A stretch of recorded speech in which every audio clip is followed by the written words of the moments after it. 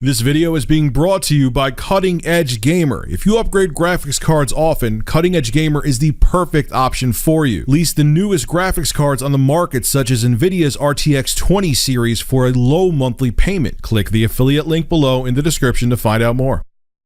This is something that needs to happen in the United States too. Let's get into it. Skip it up and that up. So as you remember, right before Red Dead Redemption 2 was released, which I can't believe that was almost a couple months ago now. It's crazy how much time flies. There was a controversy going around about workers at Rockstar working 100 hours a week, which is called crunch time, towards the end to make sure the game gets out on time. Now, if you do the math, 100 hours a week is about 14 hours a day of work. 7 days a week, you don't get a day off. So basically, you're waking up, going to work, working an insanely long day. At best, you'll get home, rush down a quick dinner, take a shower, get some sleep, and you're back at it again. That's it. You don't have time for family, friends, social life, anything, errands even. You just work and sleep, and that's it. Maybe take a shower. Hopefully take a shower anyway. And there is a lot of times, I forgot to mention this in the past, that these people that work these 100-hour weeks are on a salary. So there's a good chance a lot of them aren't getting any kind of overtime. They're just, hey, you're salaried, so this is part of your job. This is part of your job description, and you're volunteering for it. Because if you remember, too, Rockstar has like, hey, employees, go on. We're giving you permission to go on social media to say how you wanted to work these 100-hour work weeks, and it was your choice to. Make sure you go and tell them on social media. You go do it. Now, look, like I said before in the past, you don't know what was actually going on. Maybe these workers truly did. They were passionate about the project, and they chose to work the crunch. Okay, but when you have corporate powers that be saying, "Hey, go out there and tell them how much you wanted to work 100 fucking hours a week." Come on, man. How could anyone believe that? Seriously? Rockstar, seriously? You're telling them that they could go out there and say how much they wanted to work themselves to death, and you expect people to buy it?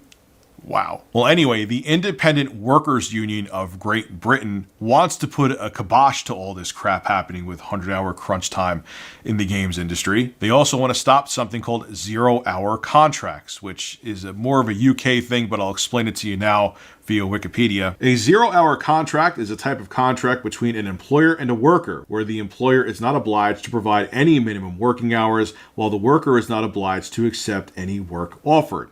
Which is a pile of crap, because you may not have to accept on paper, but if you don't, they will make sure you cease to exist. I've seen it before with my own eyes. In the States, there's no zero-hour contracts, but stuff like this still happens. The employee may sign an agreement to be available for work as and when required, so that no particular number of hours or times of work are specified, so they could work you to death, basically. Depending on jurisdiction and conditions of employment, a zero-hour contract may differ from casual work. They are often used in agriculture, hotels and catering, education, and healthcare sectors. They are used to enable on-call scheduling, so you're their slave if they call you at 1 in the morning to go test a game out because it's crunch time. You got to be there. This term is used to refer to on-call shift scheduling practices, even though it is just a contract which enables it. Now, a lot of times these Q&A testers are worked nonstop, and they're on these zero-hour contracts, so they are on call and they need to be there day in and day out testing, especially a huge game like Red Dead Redemption. You know how many hours have to be put into that to find out if there's bugs? It's unreal. Well, anyway, the Independent Workers of Great Britain have created a gamer-oriented branch called Games Workers Unite, and they want to tackle issues where you have these Q&A testers being worked to the bone and have developers towards the end especially working 100-hour weeks, and then they have the company come out and make them say that they wanted to do it, and they want to put a stop to all this and make sure that people that work in the games industry are treated fairly. And this is what part of the IWGB statement on this whole situation is. The use of excessive, often unpaid overtime, commonly referred to as crunch, where some workers have been reported to work as much as 100 hours a week. The use of zero-hour contracts, especially among Q&A testers. They continue, the game workers' decision to unionize with the IWGB should be a wake-up call for the UK's gaming industry. The IWGB is proud to support these workers and looks forward to shining a massive spotlight on the industry. The IWGB also wants to tackle in the games industry the industry's lack of diversity and inclusion, as well as its failure to tackle the pervasive culture of homophobia and sexism, which I'm all for as long as it's true homophobia, sexism, sexual harassment, so on and so forth. You know, it's as long as what I feel happens in the States especially is it's guilty until proven innocent. Now, if someone's found to be truly harassing other coworkers or sexually assaulting other coworkers or whatever the case may be, so on and so forth, yeah, I want to see them metaphorically nailed to the cross and you know, be punished for what they're doing. But I don't. What I don't like is, oh, someone looked at me funny and I feel uncomfortable around them, and that person is demonized because of that when there's no evidence of it. Before there's even any kind of investigation, the person seems to be guilty. That happens a lot, I feel like, in the States, and I don't want to see that. But I also am I'm pro equality across the board. And if there's true issues going on in the games industry in the UK where they're having problems with that and it needs to be addressed, then I am 110% on board. And the same in the States too. Now, I want to make it abundantly clear. If there's a financial incentive and I'm working for a game developer or whatever the case may be, and they say, hey, Rich, you'll get double time or you'll get a huge bonus guaranteed at the end of the year in contract, if these last 2 months you could work like 2 weeks where you work insane amount of hours, 100-hour work weeks, and it'll be worth your time. Hell, we'll give you a percentage. It will give you a small percentage of royalties from the game or whatever the case may be. I'm not saying, look, that's capitalism, man. If you choose to do that because there's an incentive bonus for you there, that's great.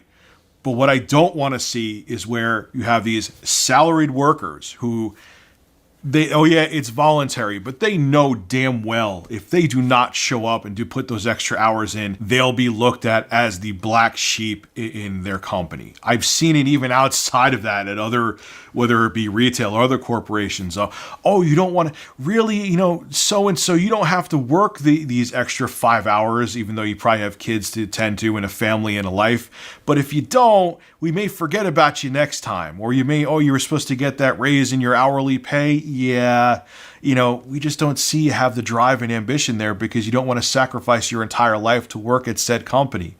So it's voluntary, but it's the unwritten code in corporations that it's not voluntary. And if you don't put these hours in, they destroy you. I've seen it, whether, like I said, in retail or working in a cubicle, it doesn't matter. Yeah, you don't have to work those hours, but also, too, when they need to do layoffs and you didn't put in those extra hours, guess who's the first who's going to be laid off? It's a game they play. Sure, it's not in your contract that you have to work these hours, but if you don't, trust me, they will ruin you. What these corporations don't realize, and it's funny, I kind of touched on this too when I did my GameStop's going to be open on Thanksgiving video, is how demoralizing it is when these companies take you away from your families. Your job takes you away from family and friends during holidays. They basically take over your entire life, which I'm not saying you don't have to work hard. I'm not saying not put 110% in. But small things like being around your family on Christmas or on Thanksgiving or New Year's or whatever the case may be is not a lot to ask. And these companies take that away too. Like I said before the last real job that I had before I started doing YouTube, I was a night manager at a gym. I always say irony there.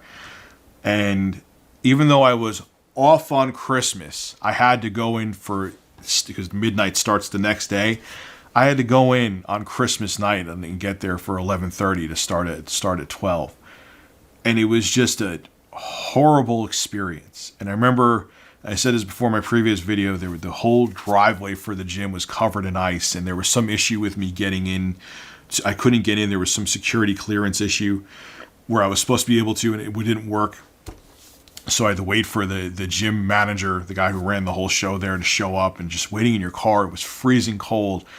And it ruined my entire holiday, ruined my entire Christmas. And it demoralizes you. What these companies don't care about, I hate saying don't realize. I'm not giving them that much credit because they do realize.